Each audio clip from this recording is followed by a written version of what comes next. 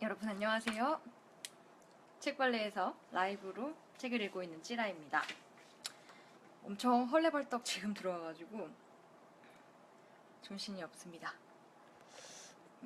저는 오늘 어벤져스쿨에서 하는 어벤져스쿨 여러분 혹시 아시나요? 그 강연하는 그 플랫폼이죠. 거기에서 에자일에서 중에서도 회고에 관한 수업을 듣고 굉장히 재밌었어요. 그래가지고 저희 팀원들이랑 같이 가서 수업 듣고 오느라고 굉장히 헐레벌떡 들어왔습니다. 물 좀 마실게요.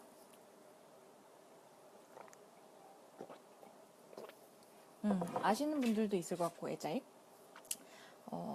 저는 사실 잘 모르죠. 개발자는 아니니까. 저희 팀에서는 이제 저희 개발자님이 주도로 열심히 하고 있는데, 회고가 진짜 중요한 거야. 30분 단위로 회고하라고 가르쳐 주셨어요. 그래가지고, 그래, 맨날 내가 똑같은 실수를 하는 이유가 있었어. 이런 많은 것을 느끼고 돌아왔습니다. 네, 득규님, 영철님, 네, 반갑습니다. 오늘 아까 예고를 잠깐 올렸었는데, 파스타로 맛보는 후루크룩 이탈리아 역사. 이름이 되게 맛있죠. 이 책 표지도 그냥 되게 굉장히, 네, 맛있게 생겼어요. 그래서 오늘 이 책을 시작해 보도록 하겠습니다.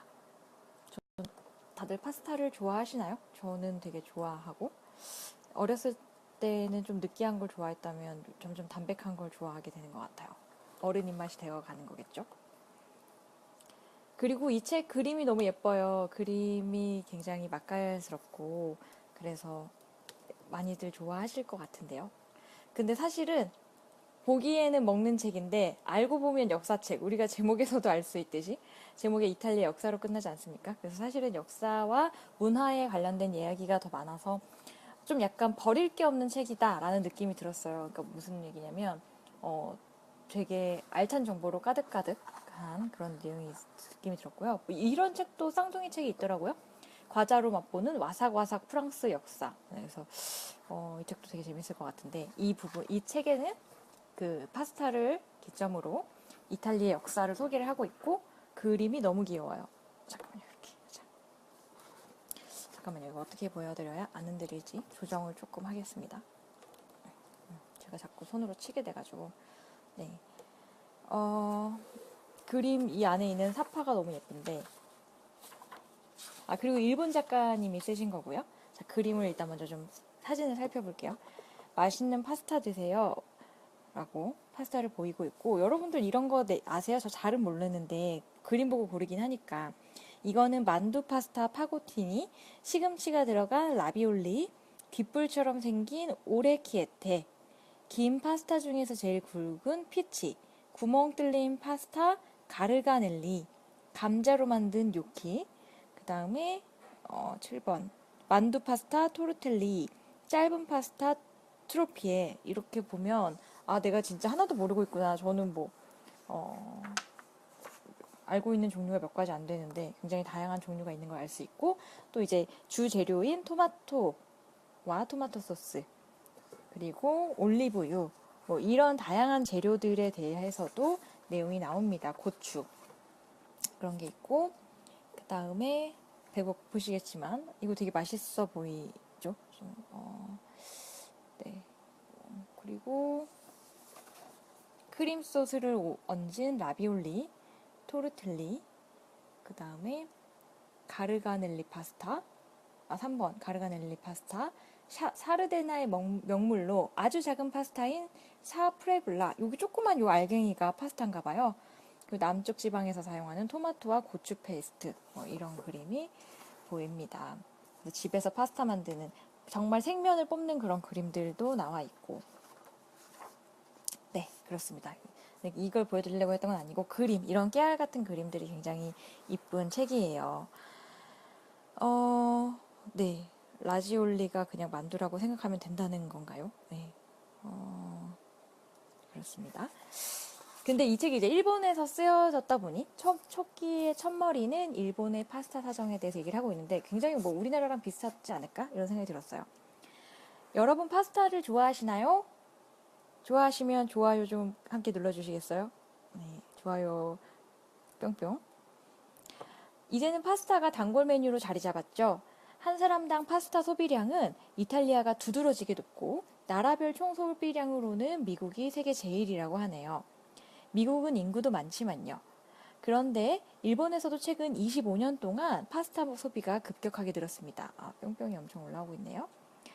일주일에 파스타를 한 번에서 세 번 먹는 사람이 25% 이상이라는 통계 결과도 있습니다.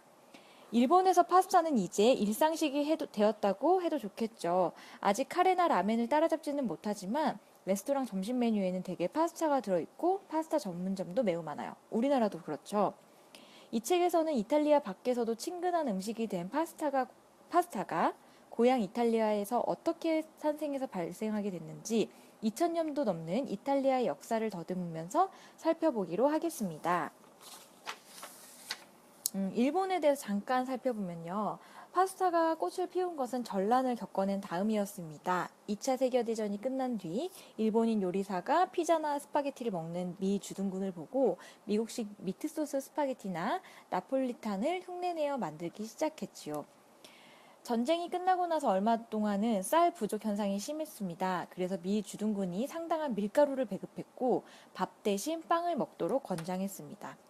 이리하여 1955년에 후지 재단과 니혼 재단이 공동 출자로 마마 마카로니의 전신이라고 할 수 있는 니혼 마카로니를 설립했습니다.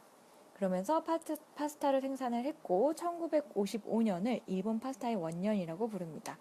재미있는 그림이죠. 미국 이 차가 지나가니까 여기서 뿅뿅뿅뿅 파스타가 이렇게 꽁무니에서 나오고 있습니다. 마카로니도 보이고요.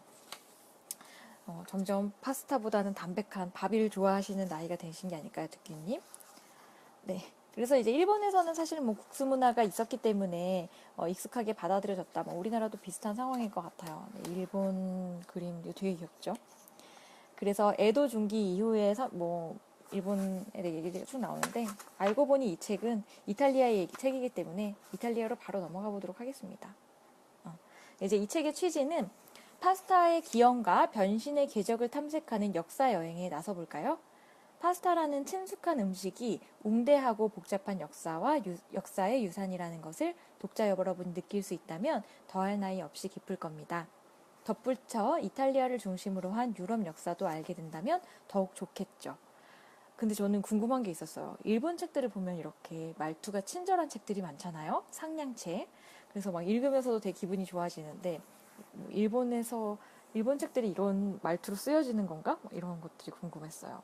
네, 주은님, 오기님 반갑습니다. 네, 자영님 반갑습니다. 이태리에 가서 저도 이 책을 보고서 이태리에 가고 싶다는 생각이 되게 많이 들었는데요. 이해를 되게 하니까 되게 보기가 그러니까 그 역사나 문화에 대해서 이해를 하니까 가보고 싶다는 생각이 들었어요. 이탈리아는 과연 파스타 대국이라고 합니다. 한 사람당 연간 30kg을 먹어서 이탈리아가 단연 세계 제일이고 2위인 베네수엘라는 그 절반가량으로 비교도 안 되죠. 이것도 상품으로 팔리는 건조 파스타만 헤아린 수치입니다. 파스타의 4분의 1을 차지하는 생파스타는 포함이 안 되는 거라는 거죠. 파스타는 정말 이탈리아라는 나라, 이탈리아인이라는 국민을 상징하는 음식입니다. 그렇다면 파스타와 이탈리아는 어떻게 해서 이렇게 밀접한 관계를 맺게 되었을까요? 파스타는 밥이나 빵보다 손이 훨씬 많이 가고 만드는 과정도 까다로운 음식입니다. 그만큼 문화적인 요소가 듬뿍 들어가 있다는 뜻이기도 하겠죠. 파스타에는 역사가 담겨 있다고 말할 수 있습니다. 파스타는 보통 4가지 관점에서 분류를 한대요. 우선 재료를 들여다보면 밀가루로 만든 게 가장 많고 그 외에도 메밀, 옥수수, 감자, 밤, 잡곡 등으로도 만든다고 합니다. 첫 번째가 재료였다면 두 번째는 건조했느냐 물기가 있느냐에 따라 건조 파스타와 생 파스타로 나뉜대요. 근데 두 파스타는 좀 몰랐는데 그 건조 파스타는 밀가루 자체가 다르대요. 경질 밀가루인 듀럼 세몰리나를 쓰고 반죽에 달걀을 넣지 않는다는 점이 생파스타와 다르다. 생파스타는 빵이나 일본의 가락국수와 마찬가지로 연질 밀가루, 그러니까 일반 보통 밀가루를 쓴다고 합니다.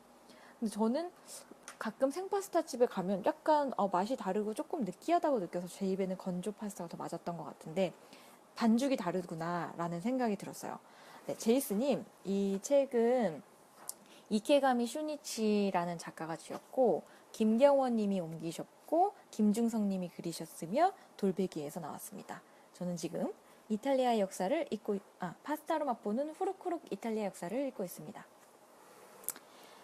네, 그리고 세 번째로 긴 파스타와 짧은 파스타, 그리고 만두 파스타, 이렇게 형태에 따라서 세 가지로 나눌 수 있다고 하고요. 조리법에 따라서도 세 가지로 나눌 수 있는데, 첫 번째 우리가 먹는 일반 파스타는 파스타 아시우타라고 불려서 파스타를 삶아서 물기를 뺀 다음 미리 준비한 소스를 얹는 조리법입니다. 이것 말고도 스프 파스타, 가 있는데 이건 삶은 파스타를 고기나 야채 스프에 넣는 방식입니다. 또한 파스타 알 포르노는 우선 반쯤 삶아서 물기를 빼고 식혀놓은 파스타에 소스를 얹은 다음 오븐에 구워낸 것인데요. 라자냐 등이 대표적입니다. 영철님 어떤 파스타 좋아하시냐고 하셨는데 저 라자냐도 좋아하고요. 사실 뭐 많이 알지는 않아서 근데 그냥 뭐랄까? 올리브 파스타라고 해야 되나요? 그런 게 요즘은 오일 파스타가 더 좋더라고요. 이렇게 파스타에는 갖가지 종류가 있는데 이 책에서는 파스타를 다음과 같이 아주 간단하게 정의하기로 할게요. 곡물가루에 물을 섞어 반죽해 모양을 만든 다음 삶거나 쪄서 먹는 탄력과 점착성 있는 요리 재료라고 하고 있습니다. 네. 상수님 요리책이 뭔들이라고 하셨는데 사실 이 책이 이제 지금부터 펼쳐지는 곳은 파스타를 바탕으로 한 역사 얘기에 가까운 것 같아요. 그래서 살펴보겠습니다. 그림 예쁘죠? 우선 파스타의 재료인 밀은 동지 중의 연안에서 자생하던 것입니다. 그런데 기원전 9,000년 전에 메소포타미아에서 밀을 재배하기 시작했고 서지중해로 퍼져나갔습니다. 이집트, 그리스, 로마 문명은 밀 덕분에 번성해도 했다고 해도 좋을 만큼 밀은 이들 지역의 식생활과 경제에 결정적인 역할을 해냈죠. 그런데 중세에 들어와서 상황이 크게 바뀝니다. 여러분들 세계사 좋아하셨나요? 세계사 잘 아시나요? 저는 이거 보면서 굉장히 되게 새로웠는데 이런 내용을 배웠었지라는 생각이 들었는데 자, 게르만족의 침략을 받고 동로마 제국의 재정복을 당하는 등 전란을 겪은 이탈리아에서는 5세기에서 7세기에 걸쳐 도시와 농촌이 심하게 파괴돼서 인구가 감소했습니다. 그 결과 당연하게도 산업 생산량이 줄었는데 10세기가 돼서야 다시 산업이 부흥하기 시작합니다. 이탈리아에서는 각지 환경에 맞는 맞춤식 농법을 연구해 개척과 치수 사업을 벌였습니다. 이탈리아 농민들도 토지가 척박해지는 것을 막고 수확량이 더 늘도록 대개 농지를 3등분해서 지었대요. 이런 거 우리나라는 산모작이라고 말하지 않나요? 근데 여기 보면은 이제 씨를 뿌리고 그리고 땅심 회복을 위해 농사를 짓는 휴경지로 나누어 교대를 농사를 짓는 그런 삼포제를 했다고 합니다. 그래서 중세에서 근대에 걸쳐 유럽의 왕국이나 도시 당국은 다른 먹을거리보다 우선적으로 밀의 수급을 안정시키는 정책에 중점을 두었죠. 밀은 서양 문명을 일으킨 사람들에게 중심적인 에너지원이 되어준 특별히 중요한 먹을거리입니다. 그래서 밀로 만든 파스타가 중요해지겠죠. 그리고 재미있는 얘기, 그리스인이 전해준 빵과 올리브인데요. 그래서 이탈리아 반도에서는 기원전 2000년 정도부터 인도 유럽계 민족이 건너와 터를 잡고 살았고 이윽고 로마를 건국한 이탈리아인, 즉 라틴인도 기원전 1500에서 1000년 전부터 집단 군락을 이루었습니다. 이와 더불어 에트루리아인과 그리스인이 도시 문명을 일으켰습니다. 한때 에트루리아의 왕이 로마를 지배하기도 했지만 통일된 정치 체제를 이루지 못하고 내분으로 분열하였다가 로마에 흡수됐습니다. 근데 기원전 4세기 에트루리아인의 무덤을 조사해보니 이미 파스타 반죽을 늘리거나 자르는 데 필요한 도구가 도들새김으로 묘사되어 있었다고 하는군요. 어렵죠? 명확하지는 않지만 이때의 파스타가 뒤에 나올 로마의 라자냐 같은 것으로 이어진 게 아닐까 합니다. 한편 이미 기원전 15세기 이전부터 고도의 문명, 미케네 문명을 건설한 그리스인은 기원전 8에서 6세기에 에게해 주변으로 폴리스를 형성했습니다. 다 여러분 기록이 새록새록하죠. 나아가 지중해 연안에 식민도시를 활발하게 건설했을 뿐 아니라 문화도 확산해 나갔습니다. 구체적으로 말하면 정치체제, 문자, 신, 종교, 제의 등이 이름이나 겉모습을 바꾸어 그리스에서 로마로 전해졌던 것이죠. 그래서 빵 만드는 법을 로마인에게 가르쳐 준 것도 그리스인이었습니다. 그때까지 로마인은 밀로 죽을 만들거나 수프를 만들어 먹었죠. 주식으로서의 빵의 중요성을 알아차린 로마의 당국자는 정확하고 충분하게 빵을 공급하는 것이 국가 질서를 유지하는 데 꼭 필요하다고 생각했습니다. 그래서 빵 기술자 학교를 세우고 특허 제도를 갖춘 조합 조직을 지정해 엄중하게 통제했습니다.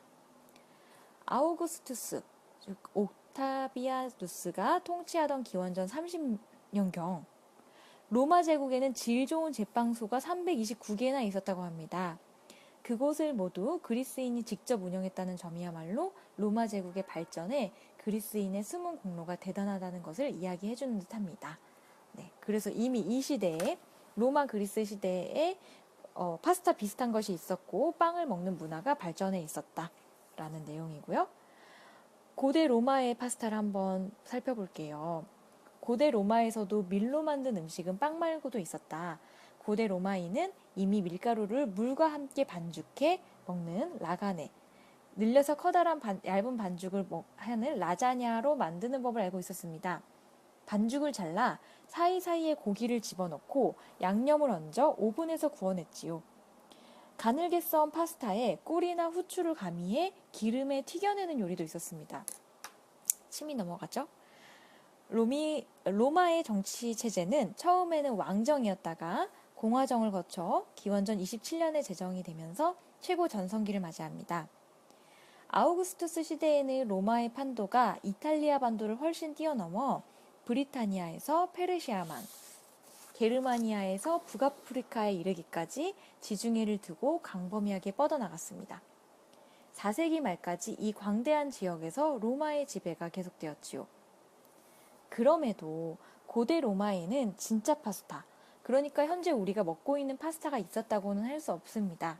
왜냐하면 분명히 밀 반죽, 이것도 이탈리아어로는 파스타라고 부르기는 하지만 밀 반죽을 사용하긴 했지만 그것을 굽던가 튀겨서 먹었대요.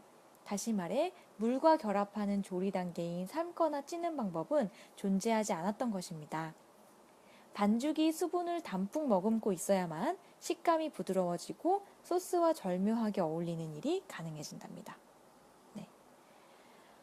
그래서 로마 그리스의 파스타를 잠깐 봤고, 그러면서 게르만족이 침입을 하고부터 이제 이탈리아 반도에는 암흑의 시대가 되는데요. 게르만족이 로마 제국에 쳐들어옴으로써 파스타와 파스타 원료인 밀이 암흑 시대를 맞이합니다. 본래 유럽 북부와 동부에 있던 게르만족은 4에서 6세기에 걸쳐 로마 제국 안으로 대이동을 시작합니다. 때마침 로마 제국은 395년에 동서가 분열해서 쇠퇴의 길로 접어들었죠. 그리하여 게르만족 용병 대장인 오도아케르에 의해 황제가 폐위당한 서로마 제국은 476년에 멸망하고 맙니다. 488년에는 게르만족의 일파인 돈코트의 왕 테오도리크가 이탈리아 반도를 침략합니다. 그리고 테오도리크가 죽은 다음에는 돈코트 왕국을 멸망시킨 비잔틴 제국의 황제 유스티아누스가 지배했고 568년에 게르만족의 일파인 랑고바르드족이 침입했습니다. 그리하여 이탈리아는 그림과 같이 분할됩니다. 뭘까요? 이탈리아가 이렇게 랑고바르드족의 지배 영역과 비잔틴 제국의 지배 영역으로 분할이 됩니다. 근데 이렇게 하나로 되지 않고 이렇게 부분으로 쪼개지죠. 이리하여 최남단 및 라베냐에서 로마에 걸친 요충지는 비잔틴 제국의 영토가 되었고 북부와 중남부는 랑고바르드의 영토가 되었죠. 비잔틴의 지배를 받는 라벤나, 로마 요충지 중심에는 로마 및 로마 교황이 있었는데 교황이 조금씩 주민의 지지를 얻으면서 비잔틴 제국에 반항하는 일이 많아졌습니다. 그래서 교황이라고 칭하는 로마 가톨릭 교회의 주교는 점차 커다란 힘을 갖게 되었습니다. 원래는 이교도였던 게르만족도 점차 기독교로 개종해 갔지요. 그래서 게르만족의 침공으로 혼란한 와중에도 유일하게 힘을 기른 것이 바로 가톨릭 교회라 할 수 있습니다. 도시 중심에 버티고 앉아 정치, 문화, 사회의 사령탑 구실을 한 것이 주교를 옹호하는 교회였던 것이죠. 그래서 교회는 몇몇 주요 도시에 거점을 두고 있는데 이러한 도시가 나중에 이탈리아 식문화의 중심지가 되어간다는 점을 주의 깊게 봐야 합니다. 교회가 식문화의 중심지가 됐다라는 얘기고요. 자, 급기야 800년에는 교황이 산피에트로 대성당에서 샤르마뉴의 머리에 손수 왕관을 쓰여줍니다. 이로써 옛 로마 제국이 다시 부흥한 것이죠. 하지만 프랑크 왕국에서는 원칙적으로 분할 상속이 이루어졌기 때문에 제국의 통일은 짧게 지속되었을 뿐 9세기 동안 제국은 현재의 프랑스, 이탈리아, 독일의 바탕이 되는 세 영역으로 갈라집니다. 네, 유럽사가 전개되니 많이들 나가시고 있습니다. 그래서 다시 파스타 얘기로 돌아와야겠죠. 이들 세 나라 중에서 이탈리아는 프랑스나 영국과는 달리 외부 세력이 번갈아 가며 끊임없이 침입하는 바람에 국가의 통일성이 제대로 확립되지 않았습니다. 그런 상황에서 도시국가가 굳게 자리 잡아 지역마다 개별적으로 역사가 전개됩니다. 그래서 게르만족이 있는 동안에는 파스타가 쇠퇴했다는 거예요. 지배계층인 게르만족은 사람 수는 적었지만 봉건 영주나 귀족으로서 영내의 많은 백성을 지배해갔죠. 당시 귀족이 생각한 이상적인 식생활은 빵, 올리브유, 채소가 중심이었던 그리스나 로마와는 크게 달랐습니다. 그들은 될수록 고기를 많이 먹으려고 했는데 특히 사냥해서 잡은 짐승을 좋아했습니다. 게르만의 자유인은 종사제, 그러니까 기사는 주군에게 충성을 다하고 주군은 기사를 부양하는 주종제도, 기억나시죠? 이 종사제라는 군사적 주종제도를 중심으로 관계를 맺고 전쟁을 직업으로 삼았습니다. 그들은 농노의 노동으로 배불리 먹으면서 전쟁을 하지 않을 때는 번영을 누리던 시족의 기억을 더듬어 사냥하느라 해 저문지도 몰랐습니다. 그래서 막 이렇게 사냥하느라 시간 가는 줄을 몰랐고 밀 농사나 이런 야채나 올리브유 이런 거에는 관심이 없었던 거예요. 그림이 너무 영감적이지 않나요? 그래서 고기를 먹지 않는 것은 귀족으로서 틀림없이 취약하고 퇴폐한 증거라며 경멸을 당하기도 했습니다. 남자다움의 상징은 사냥과 고기였고 농업이나 그 밖의 산물은 계집애다운 성격으로 여겼습니다. 이거 어제 우리가 읽었던 맨박스와 관련된 고대부터 존재한 맨박스죠. 기름도 동물성 기름이 대우를 받았죠. 그래서 올리브유는 중세 유럽에서 식재료로서 제대로 가치를 인정받지 못했고 오랫동안 약이나 화장품, 등유, 종교의식에 쓰였대요. 이 귀중한 올리브유가 등유로 쓰였다는 거는 매우 아까운 일인 것 같아요. 그러면서 여전히 밀이나 잡곡은 중요한 음식 재료였지만 게르만족의 침입과 몇 번이나 되풀이되는 전란으로 인해 밀밭을 비롯한 농지가 심하게 황폐해져 말았죠. 기원 후 1000년을 넘을 무렵부터 농업이 부활하지만 신분제 사회인 중세에서 초기 몇백 년 동안은 부유층만 밀가루빵을 먹었고 하층민은 기껏해야 스펠트밀, 보리 이런 잡곡으로 만든 빵을 만들던지 채소나 콩, 고기 등을 넣은 스프인 미네스트라를 먹었습니다. 그래서 파스타는 고도의 문명이 낳은 결실이며 로마 문명이 망하고 게르만족이 지배를 시작하던 시대에는 파스타를 퍼져나갈 수 없었다고 합니다. 실제로 파스타는 고전 문화가 부흥하고 12세기 르네상스라고 부르는 문화운동이 일어난 시기에 부활했습니다. 네, 제이스님 듣기에 막 자란다고 들었다고 하셨는데 저는 요즘 최근에 올리브유 그리스에서 자라는 거 되게 비싸더라고요. 그러니까 압착식 무슨 그런 거 있잖아요. 근데 맛있더라고요. 빵 찍어 먹으니까. 근데 이렇게 흔한 거였다니. 그러면서 파스타가 부활하는데요. 이제 13세기 말 파르마 출신 수도사 프라 살림베네가 쓴 연대기를 보면 탁발 수도사 조반니 다 라벤나가 접시에 코를 박고 치즈를 얹은 라자냐를 아귀아귀 먹는 것을 보고 놀랐다고 합니다. 귀엽잖아요? 아귀아귀 먹었대요. 14세기 중반 토스카나 지방에서 쓰인 요리책에는 라자냐 만드는 법이 나옵니다. 하얀 밀가루로 만든 반죽을 얇고 넓게 펴서 말려 거세한 수탉 또는 다른 동물의 비계를 삶은 국물에 넣고 끓인 다음 접시에 담고 지방분이 많은 치즈를 뿌려서 먹는다라고 쓰여 있죠. 네. 분명히 저녁을 먹었는데 역사의 어둠을 뚫고 재등장한 파스타는 이미 로마 시대와 같이 튀기거나 굽는 게 아니라 우유나 닭고기 스프에 넣고 끓이는 것이 되었지요. 한마디로 물에 넣고 조리한 파스타가 등장한 것입니다. 나아가 치즈와 만났다는 점도 주목할 만합니다. 파스타와 치즈를 함께 먹으면 영양학적으로도 뛰어난 음식이 되지요. 치즈를 넣음으로써 파스타는 이탈리아의 요리로서 눈부신 발전의 계기를 마련했다고 볼 수 있습니다. 네, 이것도 좀 재밌는데 생파스타와 건조 파스타의 차이를 여러분들은 아셨나요? 먹어보셨나요? 근데 저는 좀 생파스타 약간 느끼한 느낌이 있어서 제 입에는 건조 파스타가 맞던데 이게 지역마다 다르게 발전했대요. 그래서 북이탈리아에는 생파스타를 먹고 이제 남이탈리아에는 아랍인 문화에서 온 건조 파스타를 먹는데요.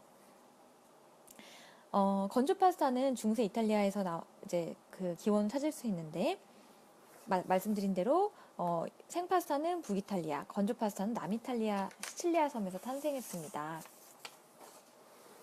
이 그림이 컬러였으면 더 이뻤을 텐데. 생파스타는 오랫동안 보관하기 위해 건조 파스타를 발명했겠지요. 이는 파스타의 성격이 기본적으로 가정 단위로 소비되는 수제품에서 운반이나 판매에 적합한 공산품으로 변화했다는 것을 말합니다. 건조 파스타는 이슬람교도인 아랍인이 전해준 것으로 보입니다. 사막을 오갈 때 잘 부패하지 않는 보존식품이 절실하게 필요했던 아랍인이 만든 것이 기원이라는 말이죠. 그런데 고대부터 현대까지 남이탈리아는 북이탈리아와는 역사적으로 다른 길을 걸어왔습니다. 서로마 제국이 무너진 뒤 남이탈리아가 비잔틴 제국의 지배를 받았다는 것은 앞서 이야기했죠. 9세기의 시칠리아는 비잔틴의 지배권을 빼앗은 아랍인의 손에 넘어갔습니다. 주로 섬 서부에서 이주하기 시작한 아랍인들을 통해 시칠리아에는 팔레르모를 중심으로 이슬람 문화가 퍼져갔지요. 네, 그러면서 여기가 변경 지역이기 때문에 문화 교류가 일어나 풍요로운 결실을 맺을 수 있는 곳이기 마련입니다. 그것은 음식 문화도 마찬가지였습니다. 그래서 요 시칠리아 영역의 역사를 잠깐 좀 더 살펴볼게요.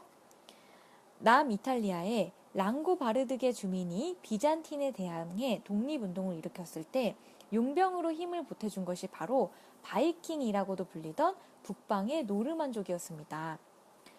반도 남부를 정복해 비잔틴의 종지부를 찍은 그들은 이번에는 시칠리아로 향했습니다. 그러면서 결국은 지배를 하게 되죠. 노르만족이 이탈리아를 지배하게 된 뒤로도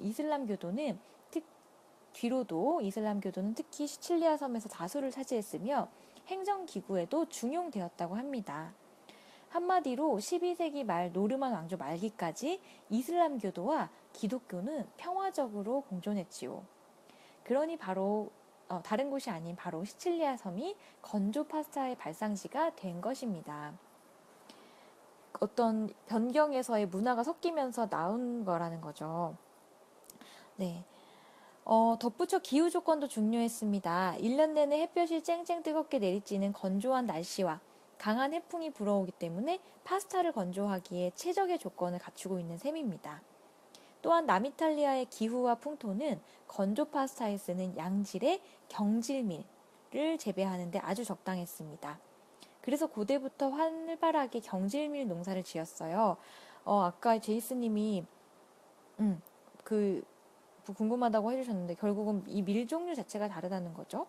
그리고 이제 10에서 12세기 이탈리아에 연이어 탄생한 생파스타와 건조 파스타는 애초부터 부드러운 연질밀로 만든 북쪽의 생파스타와 경질밀로 만든 남쪽의 건조 파스타라는 식으로 지역이 나뉜다는 점이 무척 흥미롭습니다. 이 전통이 지금까지도 이어지고 있다고 해요.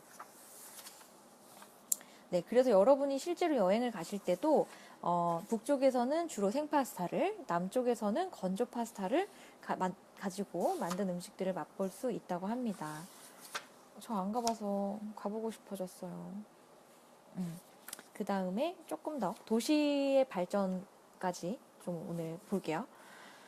그러던 와중에 교회의 자유와 세속 권력으로부터의 해방, 성직자의 도덕적 쇄신을 간절히 원하는 교황 그레고리오 7세가 당시 황제인 하일리 4세와 극심하게 대립합니다.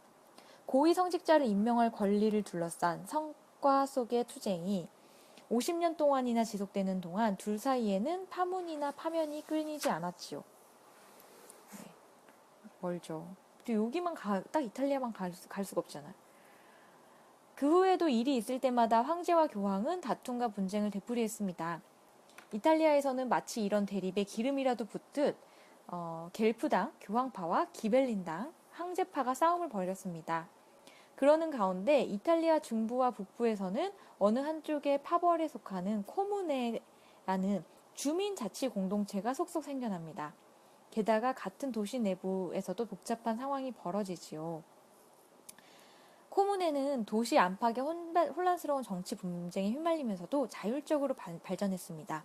황제도, 로마 가톨릭 교회도, 도시의 자치도 시민의 대두를 억누르지는 못했던 것입니다.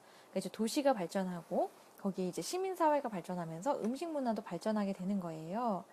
그래서 오늘날 남아있는 도시 공간은 본래 독립적이던 도시국가였다고 합니다.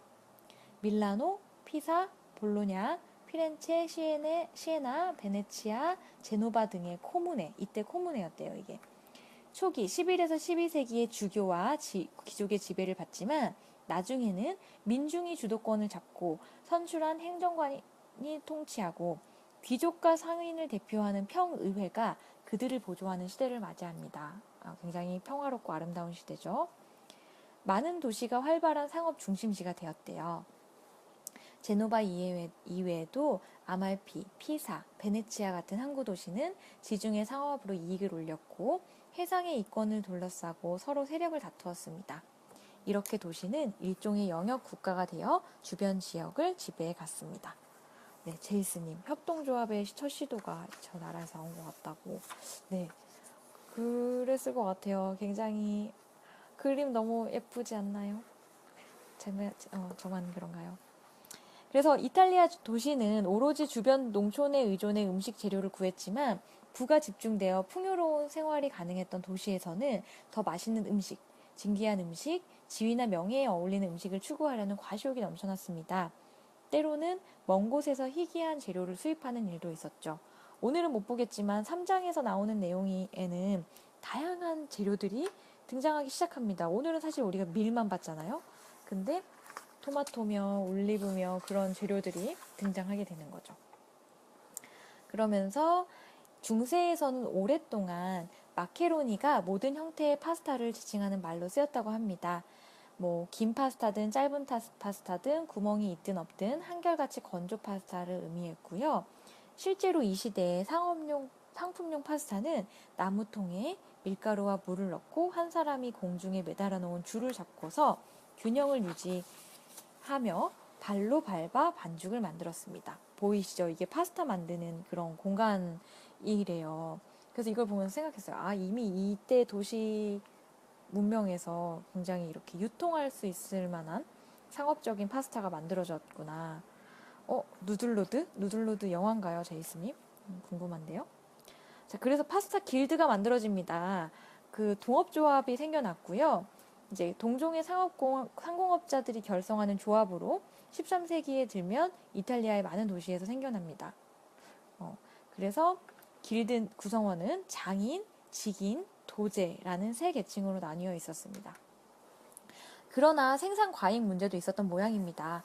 예를 들어 17세기 로마에서는 베르미첼리 가게, 즉 스파게티 가게가 지나치게 많아진 탓에 교황 우르바노 8세가 1641년에 파스타 가게 길이는 24m 이상 거리를 두어야 한다며 파스타 거래를 규제하는 교칙을 내놓았을 정도랍니다. 네, 이때가 다시 파스타가 부흥했구나라는 걸 알 수가 있었죠.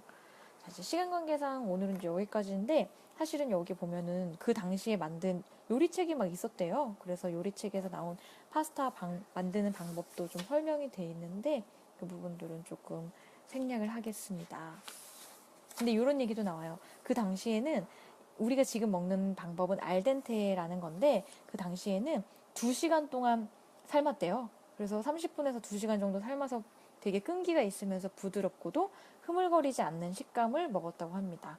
근데 이제 17세기 초반에 마케로니를 너무 오래 삶지 않는 것이 좋다. 삶고 나서는 곧바로 냉수에 헹구어야 마케로니가 쫄깃해진다. 라는 그런 말이 등장하는 것으로 봐서 이 시대 17세기에 와서야 우리가 먹는 형태의 그런 파스타가 됐구나라는 것을 짐작해 볼 수 있다. 뭐 이런 내용입니다.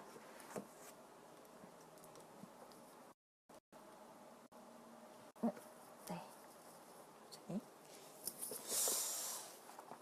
그래서 되게 그 요리책을 가장한 역사책 아닌가요, 여러분? 그렇지만 굉장히 어, 유럽 역사를 맛있게 써놓은 책이 아닌가 뭐 싶고요. 아까도 계속 보여드렸지만 그림들 너무 예뻐요. 그래서 그림이랑 글이랑 이렇게 슬금슬금 보다 보면은 굉장히 술렁술렁 넘어가고 말씀드렸지만 일본의 번역 된 책이라 그런지 굉장히 모모합니다 하는 상냥한 채라서 되게 저도 재미있게 읽고 있습니다. 그래서 내일 이 시간에는 뒤에 좀 더 다양한 재료를 가지고 만드는 우리 좀 더 파스타 얘기 많이 해보면 재미있을 것 같아요. 그래서 파스타 얘기를 좀 더 소개를 해드리려고 할게요. 그렇죠. 제이슨님 말대로 그럴 수도 있을 것 같아요. 우리 막 풀죽 써 먹듯이 밀가루 오래 푹 끓이면은 덜 배고팠어요. 그럴 수도 있고 그럴 것 같습니다. 그래서 사실 이거를 파스타를 먹으면서 방송하고 싶다라고 생각을 했는데 이 시간에 여는 파스타 집은 없겠죠? 혹시 파스타 집을 아신다면 제가 좀 출동해서 파스타를 먹으면서 파스타 책을 소개하면 좋지 않을까? 라는 욕심은 파스타를 먹고 싶은 것 뿐이고요. 네, 황준영님 짜장면 유래도 가르쳐 달라고 하셨는데 저는 잘 모르지만 관련된 책이 있다면 소개해 보도록 하겠습니다. 네, 그래서 저는 오늘 파스타로 맛보는 후루쿠룩 이탈리아 역사 첫 번째 시간을 마치고요. 내일 두 번째 시간으로 돌아오도록 하겠습니다. 여러분 푹 주무시고요. 내일 뵙겠습니다. 안녕히 주무세요.